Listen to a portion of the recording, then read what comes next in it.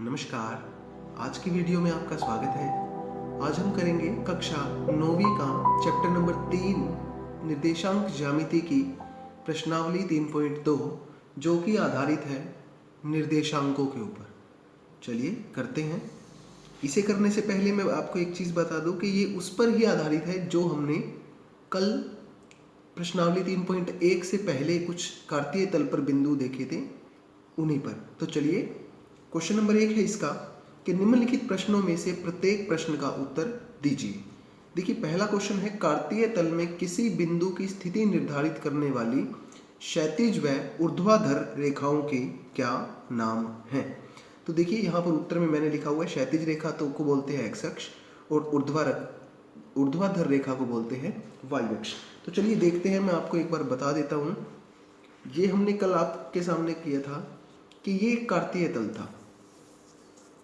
क्या था ये? कार्तीय तल।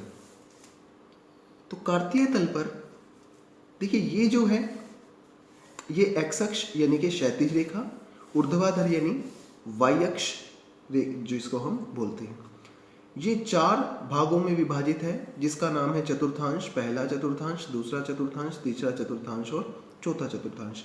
और जहां ये दोनों रेखाएं मिलती हैं एक्स अक्ष और वाई अक्ष, वो बिंदु कहलाता है मूल बिंदु। तो इन्हीं तीनों बातों पर ही हमारा पहला क्वेश्चन है। तो पहला क्वेश्चन हो गया, यानी कि क्षैतिज रेखा क्या होती है? एक्स अक्ष और ऊर्ध्वाधर रेखा वाई अक्ष। दूसरा है इन दो रेखाओं से बने तल के प्रत्येक भाग का नाम बताइए। तो अभी अभी हमने किए थे पहला चतुर्थांश, दूसरा चतुर्थांश, तीसरा चतुर्थांश और चौथा चतुर्थांश। फिर तीसरा पार्ट है कि उस बिंदु का नाम बताइए जहां ये दो रेखाएं प्रतिच्छेदित करती हैं। तो देखिए, ये दो रेखाएं हमने कहा था एक्स अक्ष और वाई अक्ष जहां काटते हैं वो बिंदु कौन सा होता है? मूल बिंदु, जिसके निर्देशांक थे 0,0। तो ये हुआ हमारा पहला क्वेश्चन। तो चलिए आते हैं दूसरे क्वेश्चन की ओर। दूसरा क्वेश्चन है कि आकृति देखकर निम्नलिखित को लिखिए।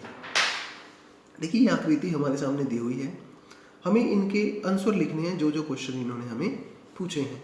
तो देखिए, पहला जो क्वेश्चन है, पहला जो पार्ट है वो है बी के निर्देशांक। तो देखिए, बी बिंदु है हमारे पास। ये निर्देशांक कैसे लिखते हैं? पहले एक्स का पॉइंट और फिर वाई का। अब देखिए, एक्स का पॉइंट इस बी बिंदु के नीचे यदि देखें तो एक्स का पॉइंट कितना है? -5। और इसके पैरेलल ऐसे जाएं तो वाई का बिंदु कितना है? 2। तो एक्स का -5 और वाई का 2, तो निर्देशांक हो जाएंगे इसके -5,2। बस ये ध्यान रखना है कि पहले x का लिखना है और फिर y का। अगला है c के निर्देशांक। अब देखिए, c बिंदु हम देखते हैं, c बिंदु हमारा यहाँ पर है। देखिए, x अक्ष के सामने देखते हैं, अगर ये x अक्ष पर मिल रहा है 5 पर, यानी x का बिंदु यहाँ पर हो गया 5। फिर y अक्ष पर देखें तो बिंदु कौन सा है? ये -5, यानी y अक्ष पर मिल रहा है -5 पे। तो x का 5 है और y का -5, तो निर्देशांक हो जाएंगे 5, -5। तो चलिए, तीसरा क्वेश्चन है कि बिंदु निर्देशांक -3, -5 द्वारा पहचाना गया बिंदु। इसका मतलब क्या है कि x का बिंदु तो है -3 और y का है -5।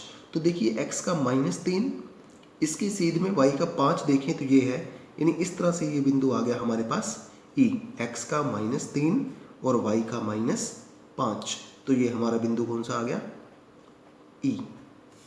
अगला है बिंदु निर्देशांक 2, -4 द्वारा पहचाना गया बिंदु। तो देखिए, x का 2 है और y का -4। तो x का 2 तो यहाँ पर है, इसकी सीध में अगर y के -4 देखें तो ये बिंदु बैठेगा, और ये बिंदु कौन सा है? हमारा बिंदु G। तो ये बिंदु आ गया हमारा G। फिर कहता है D का भुज। भुज का मतलब होता है x अक्ष का बिंदु, यानी x का बिंदु। हम इसको बोलते हैं कि इसकी y अक्ष से जितनी दूरी है वो भुज होता है, और जो x अक्ष से दूरी होती है उसको बोलते हैं कोटि। तो जो D का भुज है, भुज यानी x का बिंदु, तो x का बिंदु पहले देखते हैं D है हमारा ये। तो देखिए, ये x पे कहाँ मिल रहा है? 6 पर, और इधर से देखें तो y पे 2 पे, लेकिन हमें कौन सा देखना है? भुज, यानी x का बिंदु। तो D का क्या आ गया? भुज हमारे पास 6। अगला है बिंदु H के निर्देशांक। देखिए, बिंदु H कहाँ पर है? बिंदु H है हमारा ये। H में देखिए, पहले देखते हैं एक्स का। एक्स का देखिए हमारा कहाँ जा रहा है, किस पर लग रहा है, माइनस के 5 पर मिल रहा है। और फिर वाई पे देखिए तो कहाँ मिल रहा है, माइनस के 3 पे। यानी एक्स का -5 है और वाई का -3। तो पहले हम लिखते हैं एक्स का और फिर लिखते हैं वाई का, यानी उत्तर कितना आ गया, -5 और -3। अगला है बिंदु एल के निर्देशांक। अब देखिए बिंदु एल कहाँ पर है, बिंदु एल है ये वाई अक्ष पे। अब ध्यान रखना है कि वाई अक्ष पे यदि हम देखें तो देखिए वाई का तो पॉइंट कौन सा है, 5, लेकिन एक्स की दूरी है, इसके सीध में एक्स का पॉइंट कौन सा है, ये मूल बिंदु। इसको हम क्या बोलते हैं, 0,0। यानी एक्स का बिंदु तो यहाँ पर 0 है और वाई का कितना है, 5। या यूं कहें सीधी सीधी बात कि वाई अक्ष पर एक्स का जो बिंदु होता है वो 0 होता है और एक्स अक्ष पर वाई का बिंदु 0 होता है। तो पहले हमें, जब हमने कहा कि एक्स का बिंदु 0 है, तो पहले हम 0 यानी एक्स का बिंदु लिखते हैं और फिर वाई का, यानी एक्स का 0 है और वाई का 5। तो हमारे पास उत्तर कितना आ जाएगा इसका, 0,5। इसी प्रकार से अगला है बिंदु एम के निर्देशांक। देखिए बिंदु एम ये है। अब ये कौन सा अक्ष था, ये है एक्स अक्ष और एक्स अक्ष पर एम का मान यानी बिंदु एक्स पे क्या है, ये -3। मैंने कहा था एक्स अक्ष पर वाई का बिंदु 0 और वाई अक्ष पर एक्स का बिंदु 0। तो यहाँ से -3 और वाई का बिंदु क्या है, 0। तो यहाँ से क्या आ जाएगा, -3,0। बहुत ही आसान सी एक्सरसाइज है, इसे करिएगा। आशा है आपको समझ में आई होगी और आगे चल के इसका 10th में भी बहुत यूज है। तो धन्यवाद।